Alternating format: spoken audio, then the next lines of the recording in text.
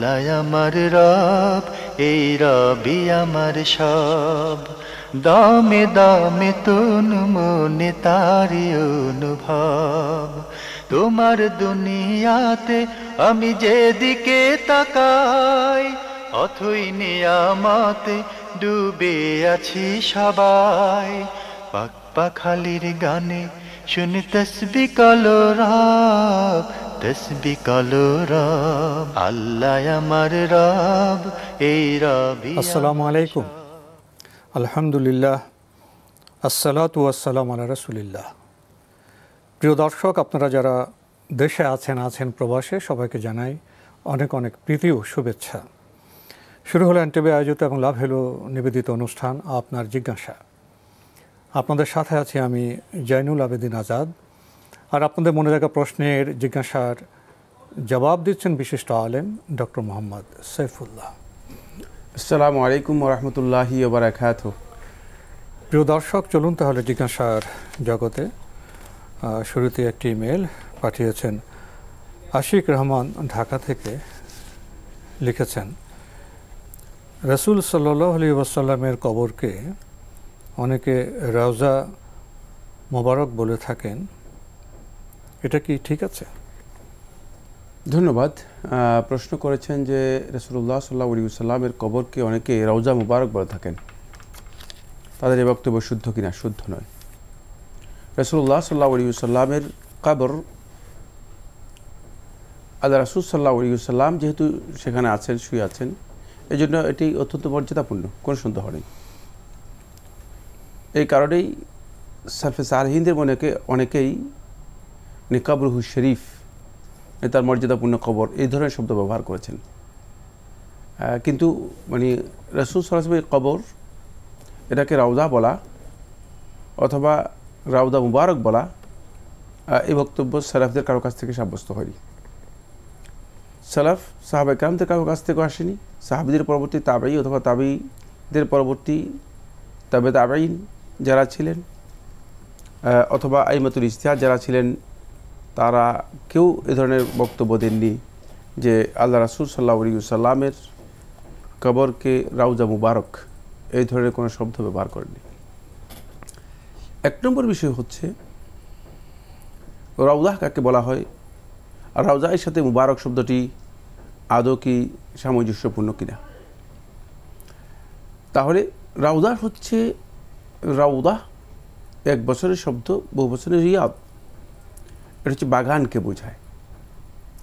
সমৃদ্ধ কোনো গাছগাছালি বিশিষ্ট বাগানকে রওজা বলা হয় থাকে, অথবা রিয়াদ বলা হয় থাকে। বহু বছরের রিয়াদ শব্দ ব্যবহার করা হয় থাকে। রাসূলুল্লাহ সাল্লাল্লাহু আলাইহি ওয়াসাল্লাম কবরকে রাসূলুল্লাহ সাল্লাল্লাহু আলাইহি ওয়াসাল্লাম রওজা হিসেবে আখ্যায়িত করেননি।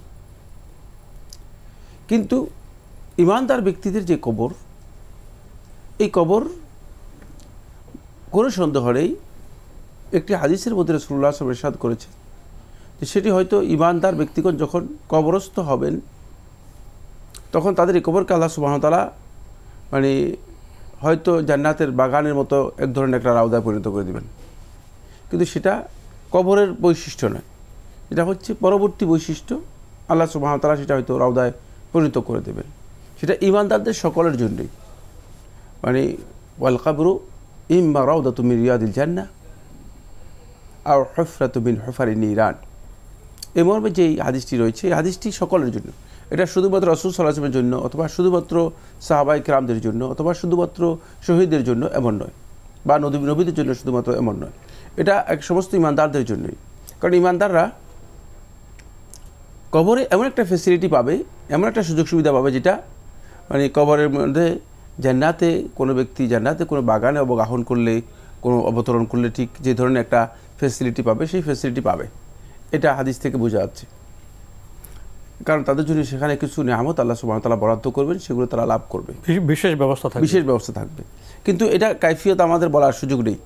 তো এই কাইফিয়তের উপর নির্ভর করে রওজা বলার, এটাকে রওজা হিসেবে নাম করার কবরকে সুন্নাহ দ্বারা প্রমাণিত হয়নি। এটা ধরনটাই আলাদা। কবর আসলে কোনো রওজা নয়, কবর কবরই। কবরের কবর অথবা কবরস্থান এটি একটি পরিচিত বিষয়। এরপরে মুবারক শব্দটি রওজার সাথে মুবারক শব্দটি শুদ্ধ নয়। শুদ্ধ নয় এই জন্য মুবারক, এটা রওজা মুবারক এই শব্দটি ফার্সি শব্দ, আরবি শব্দ নয়। এটা ফার্সিতে ব্যবহার করা হয়েছে রওজা মুবারক। আরবিতে এটা মূলত যদি হয় তাহলে হবে রাউজাতুল মুবারাকা, রাউজাতুল মুবারাকা। কিন্তু এটা আরবিতে কোথাও ব্যবহার এভাবে রাউজাতুল মুবারাকা এ ধরনের কোথাও ব্যবহার হয়নি।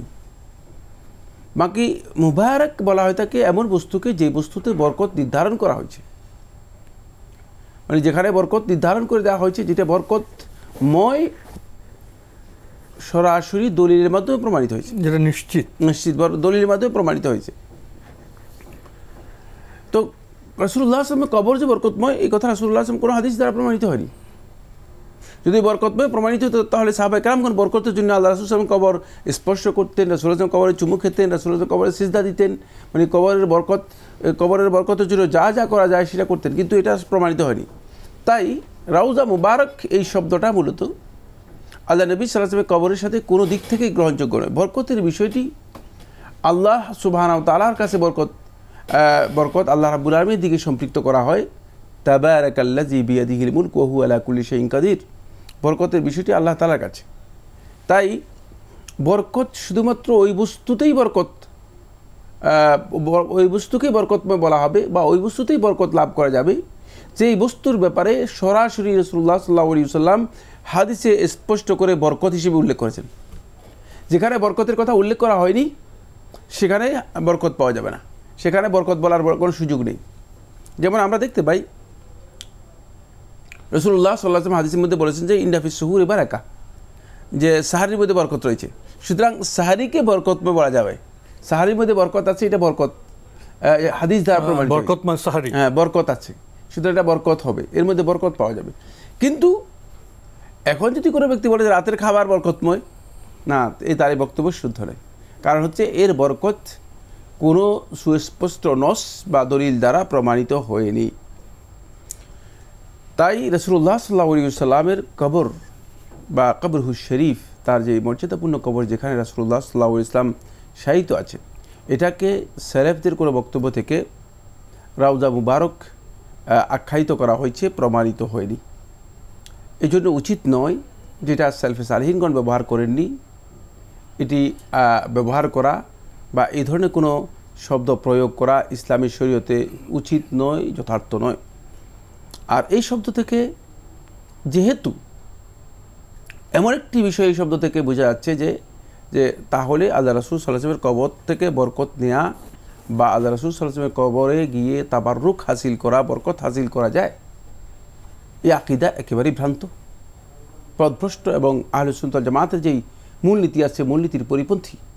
সুতরাং যেহেতু রাসূলুল্লাহ সাল্লাল্লাহু আলাইহি ওয়াসাল্লামের কবর মানে তাবাররুক করার বিষয় নয়, তাহলে এটাকে রাউজা মুবারক বলাটাই অসঙ্গত। যদিও আল্লাহ রাসূল সাল্লাল্লাহু আলাইহি ওয়াসাল্লামের কবর রাসূলুল্লাহ সাল্লাল্লাহু আলাইহি ওয়াসাল্লামের মর্যাদার সাথে সামঞ্জস্যপূর্ণ, সেটাকে ছোট করে দেখার বিষয় এখানে নেই, সেটা অন্য একটা গুরুত্বপূর্ণ বিষয়। আমরা জানলাম বিষয়টি সম্পর্কে। প্রিয় দর্শক আরও লিখেছেন, আমরা জানি জন্মদিন পালন করা হারাম, কিন্তু যদি ফেসবুকে কেউ জন্মদিন পালনের ছবি পোস্ট দেয় তবে কি সেই পোস্টে লাইক কমেন্ট করা যাবে? এভাবে জন্মদিন পালনে কি গুনাহ আছে? জন্মদিন পালন করা হারাম, কোনো সন্দেহ নেই। সুতরাং এই ধরনের কোনো পোস্টে লাইক দেওয়া হারাম, উচিত নয় যে এই ধরনের পোস্টে লাইক দেওয়া, কারণ এর মাধ্যমে আপনি তাকে উৎসাহিত করছেন। একটি হারাম কাজে কাউকে অনুপ্রাণিত করা, উৎসাহিত করা ইসলামী শরীয়ত অনুমোদন দেয় না। আল্লাহ সুবহানাহু ওয়া তাআলা কোরআনে কারীমে ইরশাদ করেছেন, ওয়ালা তাআওয়ানু আলাল ইসমি ওয়াল উদওয়ান, যে তোমরা পাপের কাছে, অন্যায়ের কাছে, সীমালঙ্ঘনের কাছে পরস্পরকে সহযোগিতা করো না। সুতরাং যদি আপনি এই পাপের কাজে, অন্যায়ের কাজে, হারাম কাজে তাকে সহযোগিতা করেন তাহলে আপনি গুনাহগার হবেন, কোনো সন্দেহ নেই। তাই এই ধরনের বিষয়ে লাইক দেয়া, পোস্ট দেয়া অথবা পোস্ট শেয়ার করা, এই কাজগুলো থেকে বিরত থাকাই মুসলিমদের উচিত। আমরা জানলাম বিষয়টি সম্পর্কে। প্রিয় দর্শক, আমাদের হাতে আরও একটি ইমেল, এটি পাঠানো হয়েছে লন্ডন থেকে। লিখেছেন, my name is Yasmin from London, please answer the question in Bangla. I have a stomach gas problem, which means I cannot keep my wudu for long. For every salah I do a new wudu. I am going to Umrah soon, inshallah. My question is, number one, if I do wudu at the hotel before leaving for the Umrah activities, can this one wudu be sufficient for the full Umrah, or do I have to do a new wudu if gas comes during Umrah? ধন্যবাদ, আপনাকে খুব গুরুত্বপূর্ণ জীবন ঘনিষ্ঠ important একটি প্রশ্ন করেছেন। প্রথম কথা হচ্ছে, আপনার যদি এই ধরনের প্রবলেম থাকে তাহলে আপনি যখন উমরা করতে যাবেন তখনই আপনি উজু করে বের হবেন। এরপরে উমরা কমপ্লিট করা পর্যন্ত যদি কোনো কারণে আপনার প্রবলেম হয়, আপনার উজু নষ্ট হবে না এবং আপনি নতুন করে উজু করতে হবে না, আপনি পুরা উমরা কমপ্লিট করতে পারবেন। মানে গ্যাস বেরো গেল না, নতুন করে উজু করতে হবে না, যেহেতু এটা অসুস্থতা। যেহেতু অসুস্থতা এবং এটা আপনার জন্য জায়েজ আছে, আপনি পুরা উমরার সময় আদায় করতে পারবেন। এই অবস্থায় যদি আপনার মানে উমরা কমপ্লিট করার পর যদি মানে যে দুই রাকাতেই তওয়াফে যে দুই রাকাত সালাত আদায় করার বিধান আসে, এটি আলেমদের প্রতি কেউ কেউ ওয়াজিব বলেছেন, কেউ কেউ সুন্নাহ মুআক্কাদা বলেছেন। বিশুদ্ধ বক্তব্য হচ্ছে সুন্নাহ মুআক্কাদা, রাকাতেই তওয়াফ। তাহলে সেক্ষেত্রে আপনি যদি দেখেন যে এর আগে আপনার উজু নষ্ট হয়ে গিয়েছে, এর আগে যদি আপনার উজু নষ্ট হয়ে যায়, তাহলে আপনি রাকাতেই তওয়াফ আদায় করার জন্য উজু করাটা আপনার জন্য উত্তম হবে, সেক্ষেত্রে উজু করে নেবেন। লন্ডন থেকে পাঠানো ইমেল পাঠিয়েছেন ইয়াসমিন।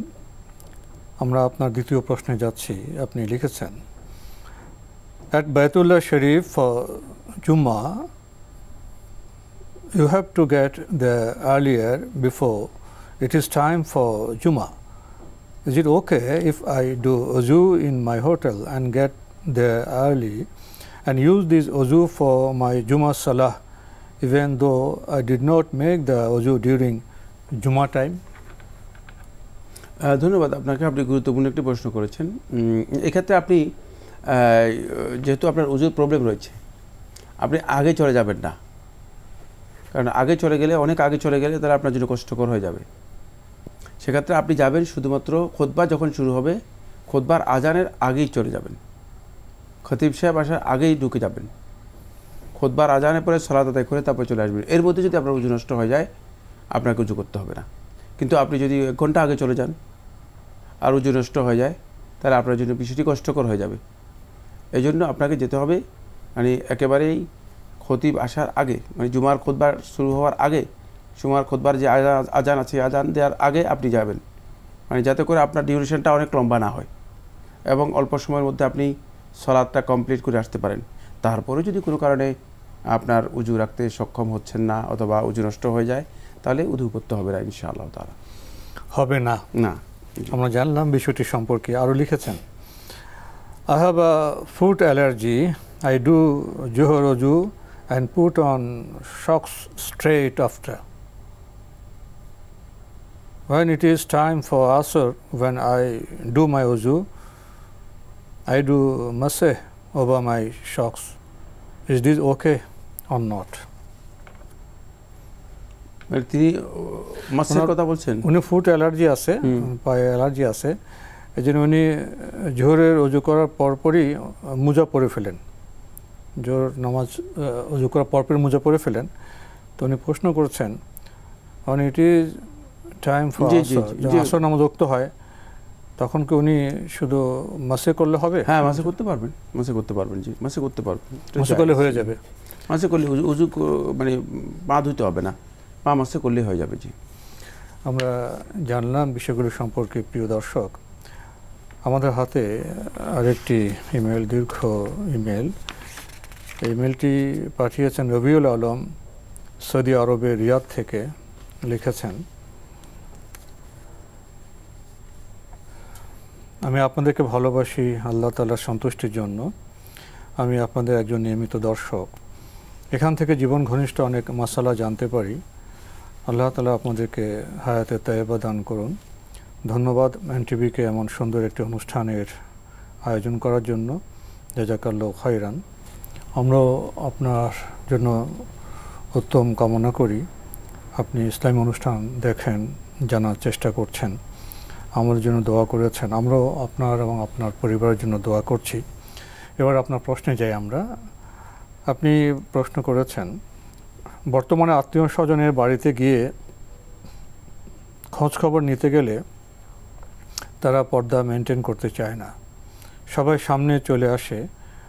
তারা মনে হয় জানেন না যে এটা আল্লাহর বিধান, ফরজ পর্দা করা। সেজন্য আমি তাদের বাড়িতে না গিয়ে টেলিফোনে খোঁজ খবর নিলে কি আমার আত্মীয়তার হক নষ্ট হবে বা কোনো গুনাহ হবে? না, খোঁজখবর নেওয়ার ক্ষেত্রে আত্মীয়তার হক নষ্ট হবে কেন? হবে না। যদি আত্মীয়দের প্রয়োজনীয় হক যা আছে সেগুলো আপনি যথাযথভাবে আদায় করেন, সেক্ষেত্রে তাদের বাড়িতে না গেলেও আপনি আত্মীয়দের হক আদায় করতে পারবেন। কিন্তু আপনি যেই কারণটি উল্লেখ করেছেন সেটা তাদেরকে বোঝাতে হবে। তাদের সাথে সম্পর্ক তৈরি করলে তো তাদেরকে দিনের জ্ঞান দিতে হবে, বিচ্ছিন্ন না হয়ে গিয়ে বোঝালে তো হবে। এক্ষেত্রে তাদের দিনের জ্ঞান না থাকার কারণে তো তারা এই কাজ করছে। তো তারা আপনার সাথে যত বেশি সম্পর্ক নষ্ট হবে বা যত বেশি আপনার থেকে দূরে সরবে, তত বেশি তারা দিন থেকে দূরে সরে যেতে পারে। সুতরাং এই আশঙ্কায় আপনি তাদের সাথে সম্পর্ক রক্ষা করে তাদেরকে বোঝানোর জন্য চেষ্টা করুন যে ইসলামের বিধান হচ্ছে এই, ইসলাম এই কাজ করতে বলে। আমরা নেগেটিভলি যখন কোনো জিনিসকে ট্রিট করার জন্য চেষ্টা করি, চিকিৎসা দেওয়ার জন্য চেষ্টা করি, তখন সেটা ক্ষতি হয়। সে একজনে ভুল করতেছে, তাকে যে ভুল করতেছে তার সাথে সম্পর্ক কী, তাকে ভুলের দিকে ঠেলে দিই। তাকে দূরে ঠেলে দেওয়ার অথচ ভুলের দিকে ঠেলে দেয়া, যে তুমি ভুল করতেই থাকো না, এই কাজটি শুদ্ধ নয়। এক্ষেত্রে আপনি তাকে বুঝাতে পারেন, তাকে দিনের জ্ঞান দিতে পারেন, তাকে বারবার বলতে পারেন যে এই কাজটা কেন এই যে পর্দার লঙ্ঘন, ইসলামী বিধান লঙ্ঘন কেন হচ্ছে। তাহলে সেক্ষেত্রে হয়তো সে বুঝতে পারবে, উপলব্ধি করতে পারবে, তার মধ্যে পরিবর্তন আসার সম্ভাবনা আছে। আমি মনে করে থাকি যে এই কাজটি উত্তম। আপনি যেভাবে সেটাকে সমাধান মনে করছেন সেই সমাধান ধারণেছে। তবে আপনার আত্মীয়তার হক নষ্ট হবে না, যেহেতু আপনি খোঁজখবর নিচ্ছেন, প্রয়োজনীয় যদি কোনো হক থাকে সেটা আদায় করে দিলে তাহলে আপনার আত্মীয়তার সম্পর্ক নষ্ট হবে না ইনশাআল্লাহ। আরও লিখেছেন, যদি কোনো স্ত্রী আল্লাহ তাআলাকে গালি দেয় তাহলে কি তার সাথে সংসার করা জায়েজ হবে, নাকি ওই মহিলা তওবা করে নতুন করে বিবাহ করতে হবে? এ কথার কারণে কি তার ঈমান ভঙ্গ হয়ে যাবে? এক্ষেত্রে কেউ যদি আল্লাহ তাআলাকে গালি দেন, জেনে বুঝে আল্লাহ রাব্বুল আলামিনকে গালি দেন, তাহলে তো তার কাছ থেকে কুফরি করে শুনতে হবে। অবশ্যই তাকে তওবা করতে হবে, তওবা করতে হবে। তবে মোরতাদ হয়ে যাওয়ার কারণে তার বিয়ে নষ্ট হয়ে যাবে কিনা আলেমদের মধ্যে দ্বিমত রয়েছে। একদল আলেম বলেছেন যে তার বিয়েও নষ্ট হয়ে যাবে। তাহলে এই অবস্থায় তাকে অবশ্যই নতুন করে আবার কি করতে হবে, আকদ এবং বিয়ে করতে হবে। কিন্তু এই মাসআলাটি বিস্তারিত জানতে হবে বাস্তব অবস্থার আলোকে। বাস্তব বিষয় যদি না বলেন, আপনি তাত্ত্বিক বিষয় দিয়ে তথ্য এবং তত্ত্বের মাধ্যমে এই বিষয়ের সমাধান করতে পারবেন না।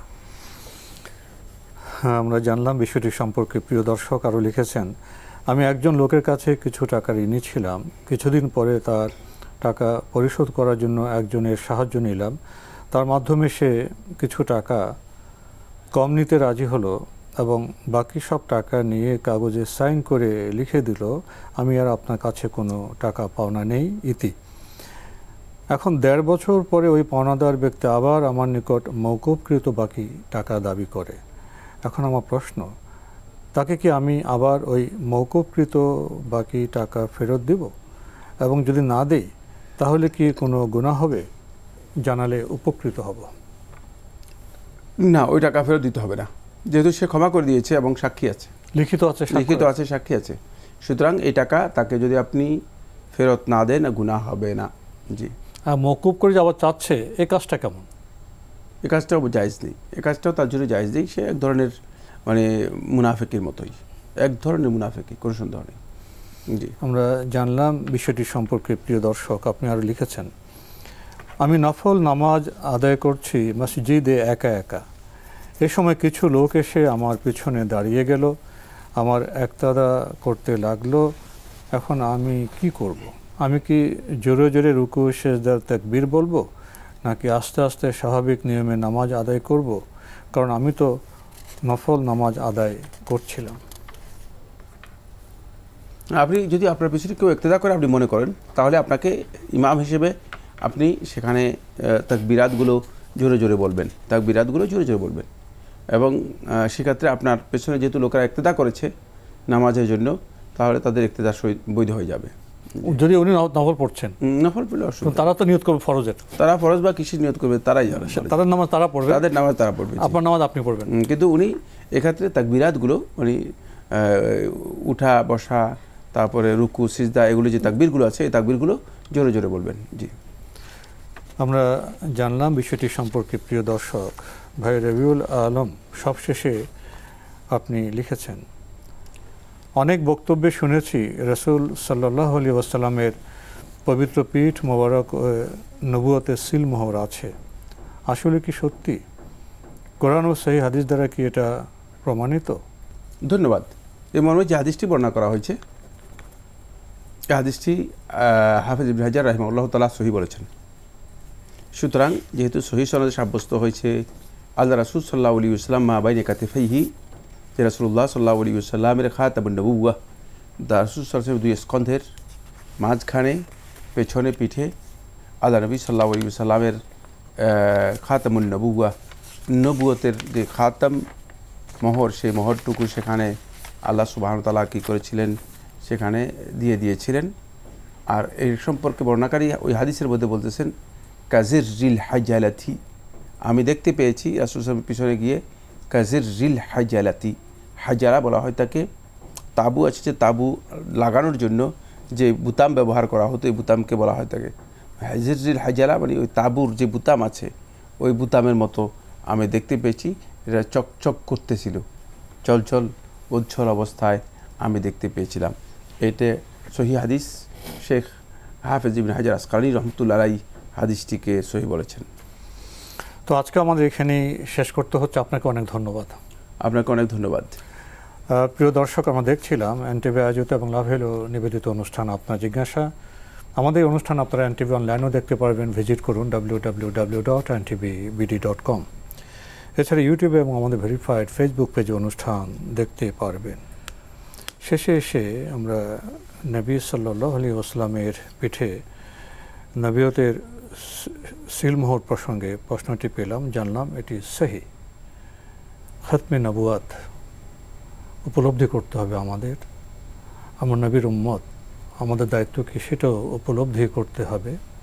এখানে আমাদের জীবনের সফলতার বিষয়গুলো নিহিত আছে, কিন্তু আমরা নবী সাল্লাল্লাহু আলাইহি ওয়াসাল্লামকে কতটা জানি মানি, খতমে নবুয়তের গুরুত্ব সম্পর্কে আমরা কতটা জানি। আসুন এখানে এসে বোধহয় আমাদের একটু থামা দরকার, কিছু সময় ব্যয় করা দরকার, উপলব্ধির যে অঙ্গন আছে সেটাকে বিস্তৃত করা প্রয়োজন, আরও গভীর করা প্রয়োজন। চিঠি লিখুন, প্রশ্ন পাঠান আমাদের ঠিকানায়। পরিচালক আপনার জিজ্ঞাসা, এনটিভি, বিএসসিসি ভবন, 7ম তলা, 102 কাজী নজরুল ইসলাম অ্যাভিনিউ, কারওয়ান বাজার, ঢাকা 1215। ইমেল অ্যাড্রেস আপনার জিজ্ঞাসা @ntvbd.com। প্রিয় দর্শক, মহান আল্লাহ আমাদের সবাইকে নিরাপদে রাখুন, রাখুন শান্তিতে। আসসালামু আলাইকুম। আল্লাহ আমার রব, এই রবি আমার সব, দামে দামে তুন মনে তারি অনুভব।